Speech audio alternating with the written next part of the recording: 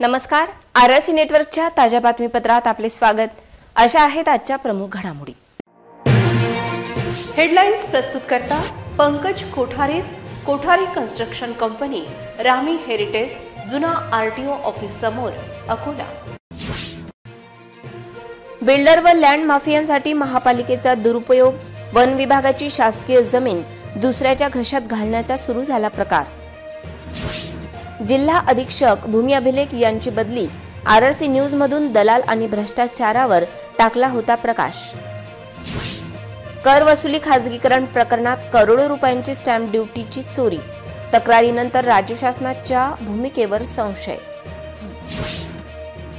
लहान वाहनांना toll free करण्यासाठी मनसे सैनिक आक्रमक, बुलढाणा जिल्ह्यात मनसे कार्यकर्त्यांचे जोरदार आंदोलन। महापालिकेच्या ठेकेदाराने बांधकामावर ठेवले बालमजूर, शिक्षण घेण्याऐवजी उदरनिर्वाहासाठी करतात मजुरी। आता सविस्तर बातम्या। अकोला महापालिकेच्या हुकुमशाहीचा फटका आज सामाजिक वनीकरण या सरकारी कार्यालयात बसला। त्यांच्या जागेवरील त्यांचेच ताराची फेन्सिंग बिल्डर व लँड माफियांसाठी काढून देण्याचा उपक्रम अतिक्रमण विभागाने आज केला। सरकारी यंत्रणेचा दुरुपयोग करत बिल्डर व लँड माफियांसाठी महापालिकेची यंत्रणा काम करत असल्याचे चित्र आहे। उपविभागीय वनाधिकारी यांच्या रामदास पेठेतील कॅशिया पार्क स्थित सामाजिक वनीकरण विभागाच्या कार्यालयाच्या मागची जागा ही अतिक्रमित असल्याचे दाखवित शासकीय कार्यालयाच्या तारेचे कंपाऊंड आज महापालिकेच्या अतिक्रमण विभागाने कुठलीही सूचना न देता काढून फेकले। ही कारवाई बिल्डर व लँड माफियांच्या सांगण्यावरून करण्यात आल्याची माहिती आहे।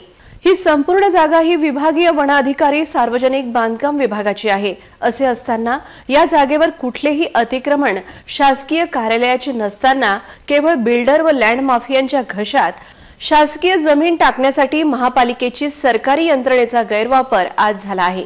याची चौकशी जिल्हाधिकारी अजित कुमार यांनी करण्याची गरज आहे।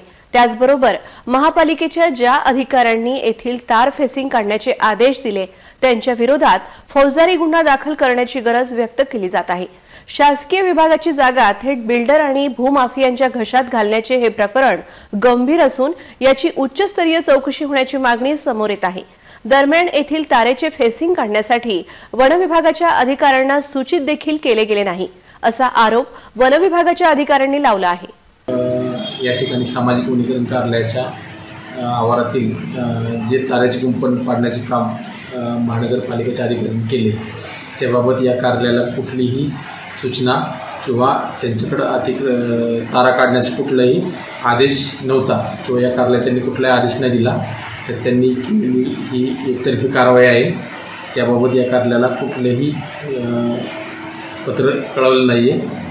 त्यामुळे ह्या कार्यालयामार्फत आम्ही आयुक्तांशी लेखी कळवणार आहे। जिल्हा भूमी अभिलेख विभागातील सावळा गोंधळाच्या बातम्या आरसी न्यूजने प्रकाशित करताच राज्य शासनाने जिल्हा अधीक्षक भूमी अभिलेख यांची बदली केली अशी माहिती प्राप्त झाली असून भूमी अभिलेख विभागातील दलालांचे राज्य कायम असून दलालांना दूर करण्यासाठी राज्य शासन काय उपाययोजना करत आहे याकडे सामान्य नागरिकांचे लक्ष लागले आहे। भूमी अभिलेख विभागातील सावळा गोंधळाच्या बातम्या आरसी न्यूजने प्रकाशित करताच राज्य शासनाने जिल्हा अधीक्षक भूमी अभिलेख आशा जाधव यांची बदली केली आहे अशी माहिती प्राप्त झाली आहे। दरम्यान या सर्व प्रकरणात धुळे येथे निलंबनानंतर अकोल्यात बदलीवर आलेल्या पवार यांची बदली का झाली नाही अशी विचारणा आता होत आहे। भूमी अभिलेख विभागातील दलालांचे राज्य कायम असून दलालांना दूर करण्यासाठी राज्य शासन काय उपाययोजना करत आहे याकडे सामान्य नागरिकांचे लक्ष लागले आहे।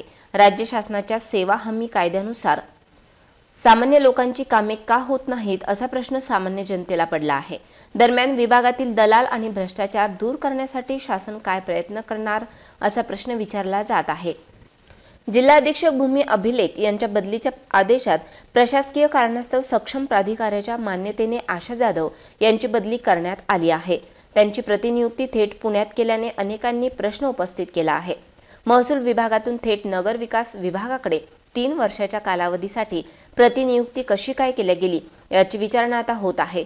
त्याचबरोबर अमरावती महसूल विभागातील कालावधीची पूर्तता न करता ही प्रतिनियुक्तीची बदली कशी झाली याची विचारणाही होत आहे। दरम्यान बदल्यांसाठीचे कुठल्याही प्रकारचा कालावधी नसताना अचानक झालेल्या या बदलीचे नेमके कारण काय, अशी विचारणा होत आहे। RRC न्यूजने सप्टेंबर अखेर लावलेल्या 3 बातम्यांनी संपूर्ण विभागात खळबळ माजली असून या बातम्यांनी आशा जाधव यांची बदली झाल्याची चर्चा विभागात आहे। खासगी कर वसुली प्रकरणात काही कोटींची स्टॅम्प ड्युटी चोरल्याची माहिती समोर आली आहे। नेमकी ही स्टॅम्प ड्युटी कशी चोरल्या गेली असा प्रश्न विचारला जात आहे। याविषयी अनेक तक्रारी प्राप्त होऊनही राज्य शासन कारवाई करीत नसल्याने संशयाचे वातावरण निर्माण झाले आहे। अकोला महापालिकेच्या हुकुमशाही प्रशासकीय व्यवस्थेत खासगीकरणातून कर वसुली सुरू करण्यात आली आहे। या सर्व प्रकरणात काही कोटींची स्टॅम्प ड्युटी चोरल्याची माहिती समोर आली आहे। नेमकी ही स्टॅम्प ड्युटी कशी चोरल्या गेली असा प्रश्न विचारला जात आहे। याविषयी अनेक तक्रारी प्राप्त झाल्यानंतर राज्याचे मुख्यमंत्री व नगर विकास मंत्री एकनाथ शिंदे यांच्याबद्दल नाहक संशयाचे वातावरण जिल्ह्यात निर्माण होत आहे। याविषयी राज्य शासनाची मान्यता न घेता 5 वर्षांसाठी 1200 कोटी रुपयांचे टेंडर मंजूर झाले कसे असा प्रश्न अनुत्तरितच आहे। याविषयी आयुक्त कविता द्विवेदी यांनी RRC न्यूजला कॅमेरा समोर कुठलीही प्रतिक्रिया दिली नव्हती। त्यामुळे स्वाती इंडस्ट्रीजच्या माध्यमातून महापालिकेच्या विविध कर वसुलीचे खासगीकरणाचा मुद्दा चांगलाच पेटला आहे। या विषयात भाजपा वगळता इतर पक्षांनी जोरदार विरोध केला असून त्यांचा विरोध गुंडाळण्याचा उद्योग होत आहे। लोकांच्या प्राप्त करांमधून 8.39% स्वाती इंडस्ट्रीजला देण्याचा हा निर्णय लोकहिताचा नसून त्याचबरोबर महापालिकेच्या आस्थापनेवरील शेकडो कर्मचाऱ्यांना काम नसल्याचे चित्र आहे। अशा प्रकारे महापालिकेचे कुठलेही हित यातून साधले जात नसताना स्वाती इंडस्ट्रीजचा आग्रह का धरला गेला असा प्रश्न उपस्थित होत आहे। टोल नाक्यावरून राज ठाकरे यांच्या इशाऱ्यानंतर बुलढाण्यात याचे पडसाद उमटल्याचे दिसून आले। बुलढाणा जिल्ह्यातील उंदरी टोल नाक्यावर मनसे कार्यकर्ते आक्रमक झाल्याचे पाहावयास मिळाले। या टोल नाक्यावरून छोटे 4 चाकी वाहने टोल न घेता सोडण्यात आली।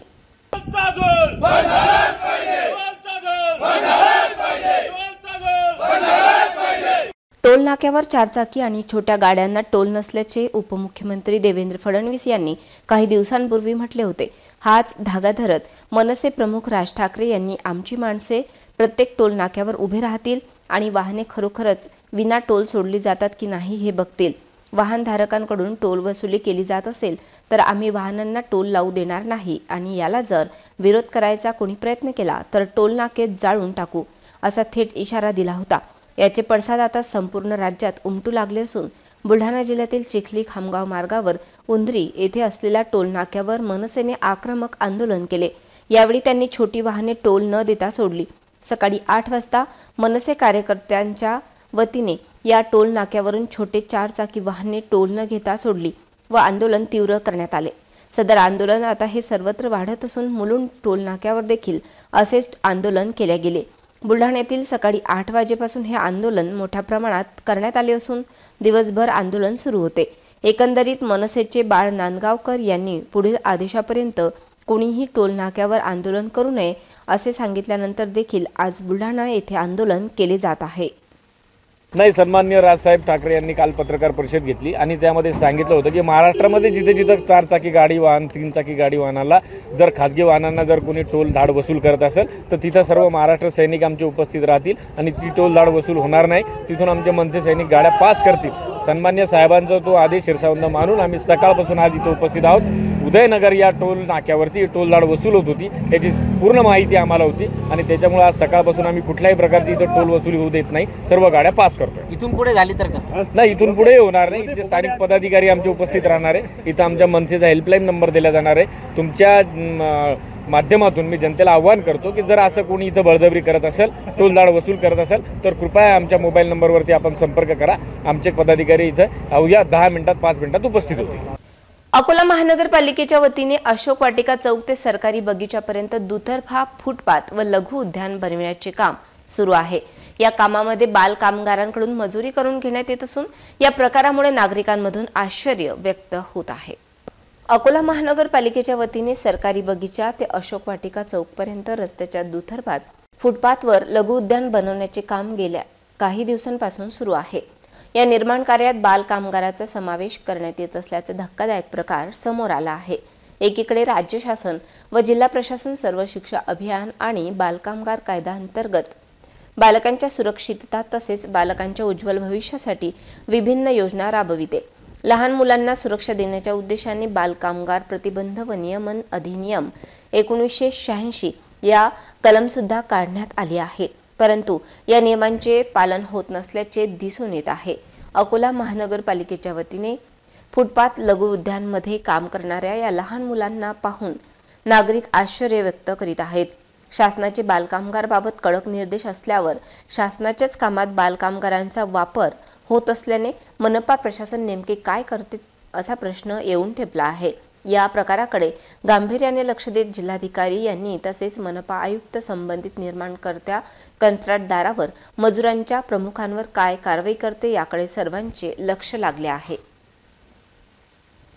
इतरही घडामोडींचा आपण आढावा घेणार आहोत, मात्र छोट्याशा विश्रांतीनंतर। Marcus the readymade multibrand showroom घेऊन आले आहे फुल टू पैसा वसूल मान्सून सेल।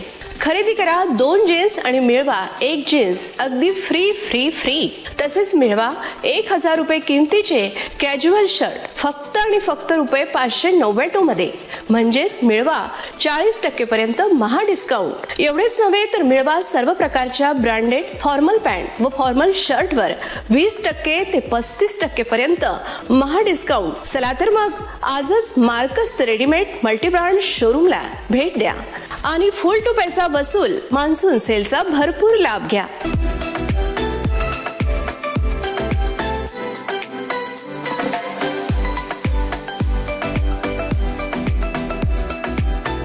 तर आमचा पत्ता आहे Marcus the readymade multibrand showroom, LRT college road, Raghuvanshi Mangal कार्यालयाच्या बाजूला, अकोला। विश्रांतीनंतर पुन्हा एकदा तुम्हा सर्वांचं हार्दिक स्वागत। शिवसेना वसाहतमधील रहिवासी ललिता उमाडे यांना जीवे मारण्याची धमकी दिल्याची तक्रार या अशिक्षित महिलेने पोलीस अधीक्षक यांच्याकडे केली। यासोबतच सदर महिलेच्या मुलाच्या आत्महत्येचे प्रकरण गुंडाळण्यासाठी पोलिसांनी पैसे घेतल्याचा आरोप सुद्धा या महिलेने तक्रारीतून केला आहे। तर दुसरीकडे पोलीस या महिलेचे कोऱ्या कागदावर अंगठे का घेत आहेत असा प्रश्न विचारला जात आहे। अमोल श्रीकृष्ण उमाळे यांनी दबावाला बळी पडत 13 ऑगस्ट 2021 रोजी गळफास घेत आत्महत्या केली होती। या प्रकरणात अमोलने मृत्यूपूर्वी लिहिलेल्या चिठ्ठीत अनेक गौप्यस्फोट केले होते असा दावा त्याची आई ललिता उमाळे यांनी केला आहे। नागपुरे नावाचा गुंड प्रवृत्तीचा इसम ललिता उमाळे यांना धमक्या देत असून 15 मे 2023 रोजी त्याने ललिता उमाळे यांना अडवीत जीवे मारण्याची धमकी दिली।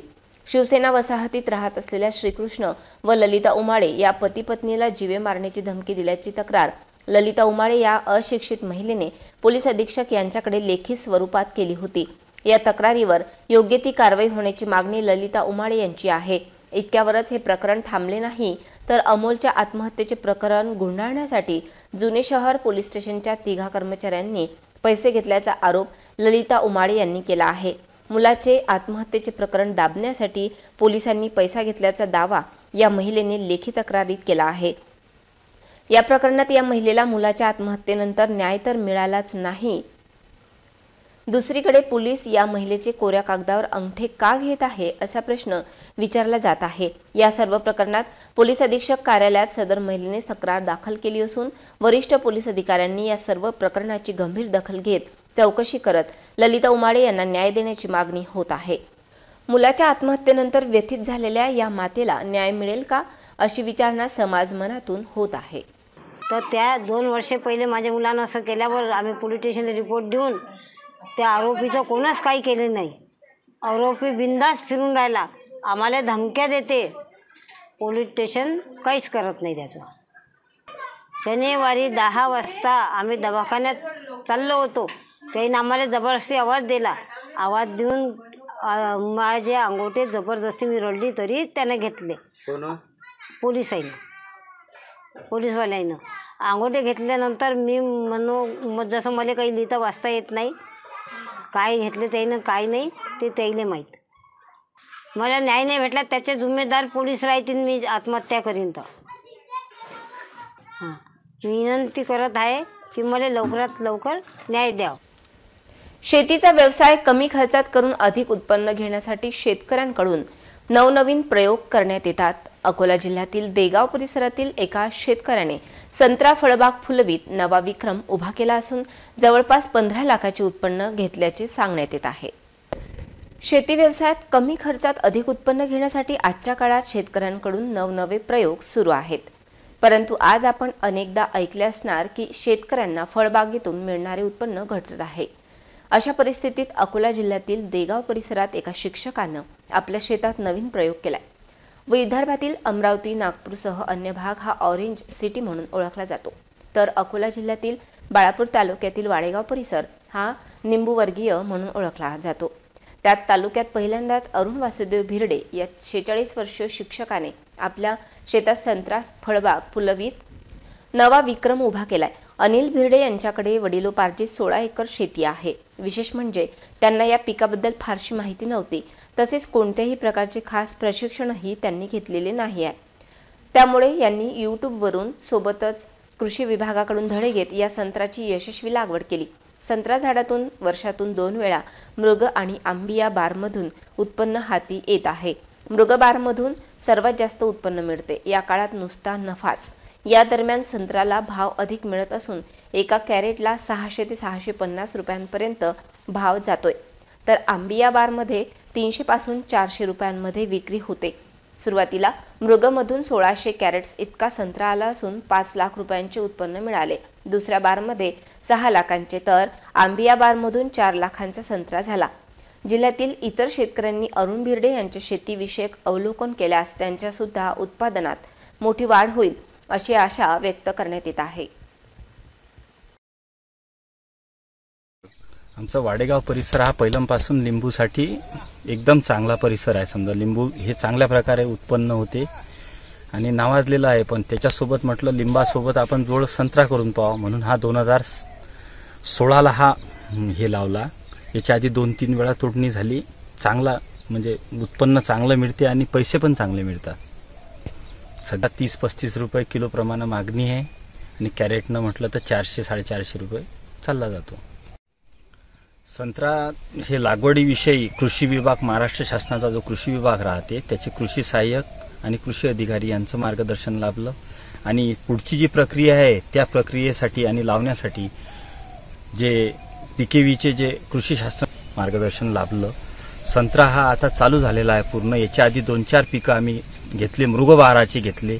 चांगल्या प्रकारचा नफा सापडला आणि याच्यामध्ये आम्ही नुसतं संत्राच नाही, आतापर्यंत याच्यामध्ये सोयाबीन, कांदा, मिरची असे आंतरपिकं घेऊन सुद्धा म्हणजे त्याच्यामधून सुद्धा तो खर्च निघाला. नांदुरा तालुक्यातील दहिवडी येथील शेतशिवारात 62 सापांची पिल्लं असल्याची माहिती सर्पमित्रांना देण्यात आली. ओम साई फाउंडेशनचे स्वयंसेवक व सर्पमित्रांनी या सापांना मोठ्या शिदाफीने पकडून नैसर्गिक अधिवासात सोडले. साप पकडणे हे सर्पमित्रांसाठी एक पर्वणीच असते. एक सुरक्षित अंतर ठेवणे गरजेचे असते, नाहीतर अतिउत्साह जीवावर बेतू शकतो. भारतात 280 पेक्षा जास्त सापाच्या जाती आहेत. 52 जातीच्या साप ह्या विषारी आहेत. दहिवडी तालुका नांदुरा शिवारात दहिवडी गावालगत शेतशिवारात 62 सापांची पिल्लं असल्याची माहिती गावकऱ्यांनी फोनद्वारे ओम साई फाउंडेशनला दिली असता त्यांनी घटनास्थळी पोहोचून 62 पिलांना शोधून वन विभागाचे अधिकारी राजेश शिरसाट यांना माहिती दिली. ओम साई फाउंडेशनचे स्वयंसेवक व सर्पमित्र टीमने सापांच्या 62 पिलांना पकडून पिलांचे रेस्क्यू केल्यानंतर त्या पिल्लांना त्यांच्या नैसर्गिक अधिवासात सोडण्यात आले. यावेळी मदत कार्य करण्याकरिता ओम साई फाउंडेशनचे विलास निंबोळकर यांच्यासह सर्पमित्र सचिन पुंडे, शंभू नालट, जय गवई व इतर स्वयंसेवक हे पोहोचले होते. अकोला पंचायत समिती अंतर्गत येत असलेल्या म्हैसांग ग्रामपंचायतमध्ये कार्यरत संगणक परिचालकास कामावरून काढून टाकण्यात आल्याने या कर्मचाऱ्यांनी जिल्हा परिषद समोर आत्मदहनाचा इशारा दिला होता. त्यामुळे या ठिकाणी पोलिसांचा बंदोबस्त तैनात करण्यात आला होता. अकोला पंचायत समिती अंतर्गत येत असलेल्या म्हैसांग ग्रामपंचायतमध्ये कार्यरत असलेल्या सागर पांडुरंग पिंपरे हा CSC कंपनीमार्फत संगणक परिचालक म्हणून कार्यरत होता. निष्काळजीपणा व कामात अनियमितता केल्याप्रकरणी अकोला पंचायत समितीचे BDO यांनी सुनावणी घेत सागर पिंपरे यांना समज दिली होती. परंतु सागर पिंपरे यांच्या कामकाजात कुठलीही सुधारणा झाली नाही. याच काळात जिल्हा परिषदेचे मुख्य कार्यकारी अधिकारी सौरभ कटियार यांचा दौरा म्हैसांग भागात झाला. यावेळी अनेक नागरिकांनी सागर पिंपरे यांच्याबाबत मुख्य कार्यकारी अधिकारी यांच्याकडे तक्रारी केल्या. या बाबतीत गांभीर्याने दखल घेत CEO यांनी अकोला BDOला सूचना देत सागर पिंपरे याला कंपनीमार्फत कामावरून कमी केले. या काळात म्हैसांग ग्रामपंचायतने ठराव घेत गावातील एका युवकाबाबत CSC कंपनीकडे प्रस्ताव पाठवत रिक्त असलेल्या संगणक परिचालक पदावर नियुक्त केले। याबाबत सागर पिंपरे यांनी त्यांना पुन्हा कामावर रुजू करून घ्यावे याकरिता वरिष्ठ अधिकाऱ्यांकडे निवेदन सादर केले। याबाबत कोणतीही कारवाई न झाल्याने त्यांनी आज अकोला जिल्हा परिषदमध्ये आत्मदहन करण्याचा इशारा दिला। यावेळी जिल्हा परिषदेत पोलीस बंदोबस्तासह अग्निशमन विभाग तसेच रुग्णवाहिका तैनात करण्यात आली होती। एक नजर टाकूया आजच्या प्रमुख घडामोडींवर। हेडलाईन्स प्रस्तुत करता पंकज कोठारेज, कोठारी कन्स्ट्रक्शन कंपनी, रामी हेरिटेज, जुना RTO ऑफिस समोर, अकोला। बिल्डर व लँड माफियांसाठी महापालिकेचा दुरुपयोग, वन विभागाची शासकीय जमीन दुसऱ्याच्या घशात घालण्याचा सुरू झाला प्रकार। जिल्हा अधीक्षक भूमी अभिलेख यांची बदली, RRC न्यूज मधून दलाल आणि भ्रष्टाचारावर टाकला होता प्रकाश। कर वसुली खासगीकरण प्रकरणात करोडो रुपयांची स्टॅम्प ड्युटीची चोरी, तक्रारीनंतर राज्य शासनाच्या भूमिकेवर संशय। लहान वाहनांना टोल फ्री करण्यासाठी मनसे सैनिक आक्रमक, बुलढाणा जिल्ह्यात मनसे कार्यकर्त्यांचे जोरदार आंदोलन। महापालिकेच्या ठेकेदाराने बांधकामावर ठेवले बालमजूर, शिक्षण घेण्याऐवजी उदरनिर्वाहासाठी करतात मजुरी। बातम्यांसाठी तुम्ही पाहत रहा RRC न्यूज। यूट्यूब चॅनलवर तुम्ही पण लाईक आणि सबस्क्राईब करा RRC डिजिटल अकोला हे यूट्यूब चॅनल। जगभरात कुठेही पहा RRC डिजिटल अकोला। पुन्हा भेटूया ताज्या बातम्यांसह, नव्या घडामोडींसह, नव्या बातमीपत्रात। तोवर नमस्कार।